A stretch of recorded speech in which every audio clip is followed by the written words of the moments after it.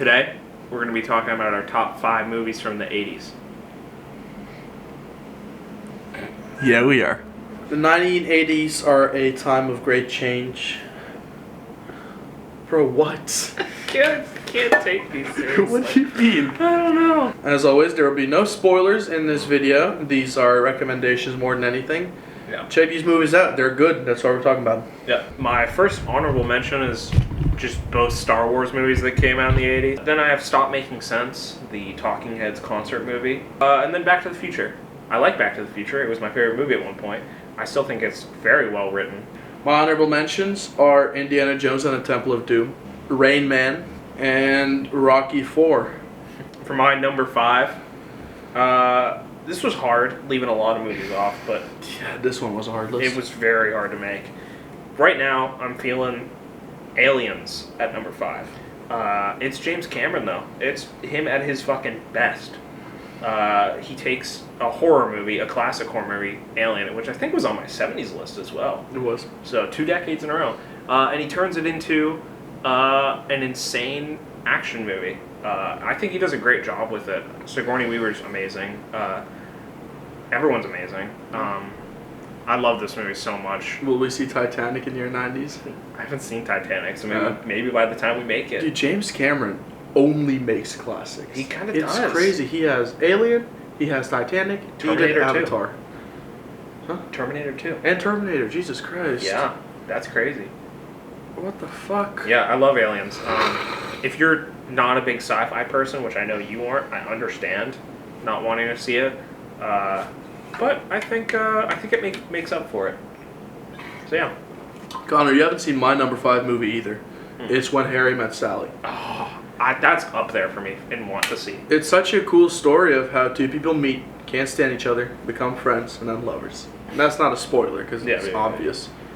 But it's such a good dialogue. It's such a good character study. Those movies are always interesting when you see people throughout decades of their life and their growth. You know? It's a beautiful movie. It's heartfelt. It's incredibly funny. I'm sure you've seen the diner scene. I have. I'll have what she's having. And yeah, that is a very, very good movie. Very powerful and a fun watch more than anything. It's a feel-good movie. It's such a funny concept to have Billy Crystal as the lead for a romance movie, who I only think of Mike Wazowski. You know? Come on, man. He's done more than that. My number 4, which we've talked about before, is Bill and Ted's Excellent Adventure. A classic comedy. One of the most 80s movies I've ever seen. It's funny to think that that's that old. Yeah. It's 40 years ago, dude. Yeah. We talked about it in the comedies maybe. I think it's Keanu Reeves' best role because he's allowed to be stupid. Yeah. A lot, I don't know, I fucking love this movie. It's so dumb. And I want to make an amendment to that comedies video because something got cut out. I'm not pointing any fingers. Something got cut out, which makes me look like a fake fan. They do show why they got the telephone box. I'm not stupid. Anyways, I don't know. I love that movie. It's one of my favorite comedies. Yeah, if you want to hear more about it, go to the Art Comedies video. We talk about it more in depth there. Yeah. My number 4 is Top Gun. Oh, okay. Top Gun is so cool, dude. It's very cool. Another very 80s movie. Oh, big time. And Top Gun Maverick was such a good sequel, too. Yeah. But this is better than Top Gun Maverick, in my opinion. Really? Goose is... I mean, the Maverick and Goose's friendship is incredible. And that Iceman's fucking rivalry. I love Iceman. Iceman's so cool. It's incredible. Yeah, I think it's so impressive. The stunts and shit. Yeah. And also just, I love how it's shot too. Oh yeah. It's so warm and like everything's so beautiful, I think, in that movie. Yeah. Even from like in the like locker room scenes, even like inside. You love those scenes, huh? Okay. Dude, I love the volleyball scene. My number 3 is another one you haven't seen, Evil Dead 2. We talked about cult classic. I've heard both very positive and ridiculously negative things about Evil Dead. It's a over the top movie. Okay. It is if you can stand camp Oh, it was one of those. Yes. Probably the most blood I've ever seen in a movie. I love Bruce Campbell.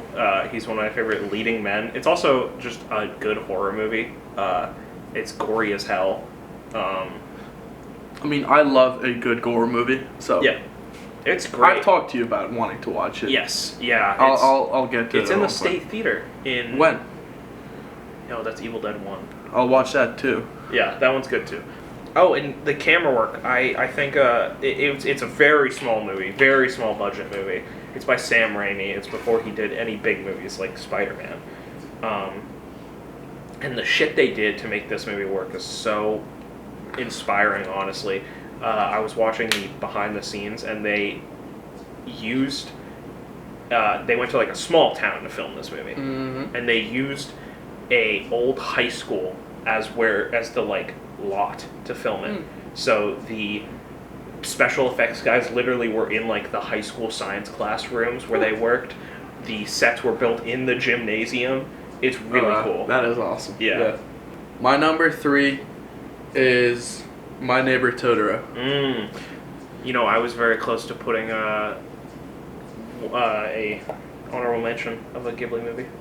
You won't hear me talking about Ghibli much on this channel, just because I don't have much to say, and no one has much to say that hasn't already been said. That's true. But I like the 2 out of the 3 that I've seen, and this one. I mean, nothing top Spirited Away, but like, this is such a. It feels so personal, you know, even if you don't live in a Japanese countryside and your mom's dying. You know, it's still... Yeah. It feels homey. Yeah. You know? It feels... I don't know. It's just a charming movie. So devastating. And the Totoro character is just... Totoro's great. It's not just comforting for the kids. It's comforting for you, too. I love a story about, like, kids having, like, real-world troubles. And so they find, like, solace in fake things. Yeah. I think that's a beautiful story every time. And Miyazaki tells it so elegantly and delicately, you know, almost from the perspective of a child. You know, or as if it was made for a child. Which it is. Which it is, but, you know, it works so well for an older audience as well. Oh, yeah. It looks gorgeous, obviously. Yeah. But it is such a simple concept. Such a simple movie. Yeah. Executed nearly perfectly, in my opinion. I agree. I think, you know, when I first watched it, I was like, damn, that's, like, you know, where it starts and where it ends is so, like, confusing at first, but it's such a, like, no, that makes sense for, like, how this story works, you know? My number 2 is Do the Right Thing, which could have made it, honestly, as an honorable mention of my comedies list. What do you keep talking? It's unfortunately right now the only Spike Lee I've seen. I saw it in a film class in the State Theater, which was very cool. It's visually one of the coolest movies I've ever seen. I love how hot everything looks. The red filter, the red on everything just looks so good. Yeah. And the story is obviously classic, you know. All the characters are so fun to watch. I love Sal. I love Mookie. I love Bugging Out. Such a dope name, dude. Yeah. Bugging Out. The Mayor. I love the Mayor so much. And also, specifically, one thing that I really like is how long the intro credits are. Because, like, in the 80s, the, like, intro credits kind of fizzled out, you know? They still existed sometimes. Not nearly as popular as, like, 60s and 70s opening credits. But the stylized opening credits in this with Rosie... It's Rosie Perez? Rosie Perez. It fits the movie so well. It does. It's so good. I didn't realize it said a Spike Lee joint. Yeah. It's fun. Yeah, it's... Spike Lee's great in the leading role as well. He's a good actor. He's pretty damn good. He works very well for what it is. This is a thinker movie. You watch it and then you have to spend some time to yourself and really process everything and think about what you saw and make up your own opinions. My number 2 is Empire of the Sun. One I haven't seen. I'm not going to get as much into it again. I talked about it in our history movies video, so watch out for some more details. That's right. It's just a stunning movie, a very nice, unique look at World War II. Inspiring and heartbreaking. That's all I'll say for now. Go check it out. With little Christian Bale. With a little Christian Bale. That's so funny. The worst Batman, according to you. My number one for the 80s is The Thing. Oh, okay. Yeah. Another one you haven't seen. Horrorcore Becker here. You will watch it, though. Because I know you like gore, which this movie is good. The best at. The best at? Yes. This is one of your all-time favorites. It is. I think it's genuinely one of the best movies I've ever seen, which a lot of people would agree with. It's very high on, like, Letterboxd.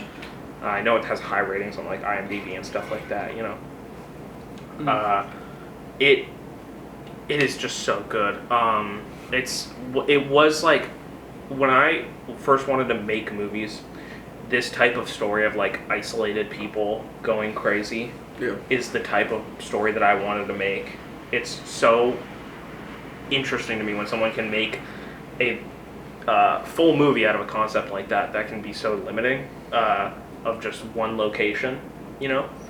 And I fucking love John Carpenter, man. He's one of my favorite directors.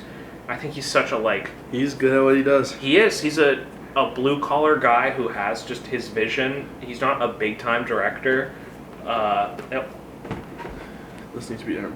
Yeah. I mean, he's another guy that's found his voice and has stuck with it. Yeah. And it's worked very well for him. People hated this movie at first. It came out the same day as E.T. And bombed completely. Because they wanted to see a happy alien and not a scary alien. I love The Thing so much. Which one's scarier, The Thing or E.T.? E.T. My number one are Star Wars, The Empire Strikes Back, and Return of the Jedi.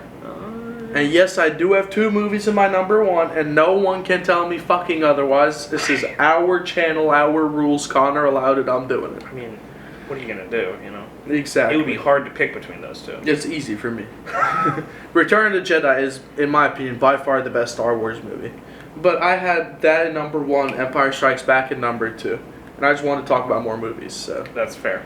I brought it up. I think, man, fuck Empire Strikes Back. Let's talk about Return of the Jedi. It was for an incredibly long time, until I watched Schindler's List for the first time.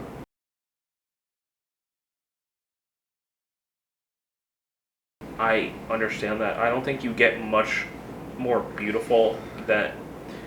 We can spoil this. This is not fucking... If you haven't seen Star Wars yet, well, just you're not welcome here. I was gonna say. I don't think you get a lot more beautiful moments in movies than, like, the redemption of Darth Vader. Like, I think it is so beautiful, you know. And we don't need to talk about, like, sequels and how they shit on that completely. No, yeah, genuinely. It genuinely doesn't matter, you know. For those last few seconds that he's alive. It's amazing. It's beautiful. Yeah. You see him become a father for the first time. Yeah. You see him become a good guy for the first time in this series. It's so good. Everything, like, straight up everything about Star Wars is just, like, perfect, I think. Those first 3 movies. I agree. George Lucas isn't bad at writing yet. You know, he's an amazing director. He's so good at directing, I think. The music is half of the reason that those movies are famous, I would say. I mean, yeah, John Williams carries. Yeah. And the performances, oh my god. We just talked about Darth Vader, but everyone, you know. Oh yeah, no. I mean, it's this huge trilogy coming to a perfect end. It is. It's I would say there's trilogies I like more and endings I like more to trilogies. Lord of the Rings, but you like that more than Star Wars? Crazy. Yeah. Okay. But this is the blueprint, you know. Yeah. It's just so good. Great movies. These are our picks for our favorite movies from the 1980s. Go ahead and check them out. Let us know which ones you guys like. Yeah. There you go. Yeah, I don't know much else. Nice. Go watch them. Subscribe. Bye bye.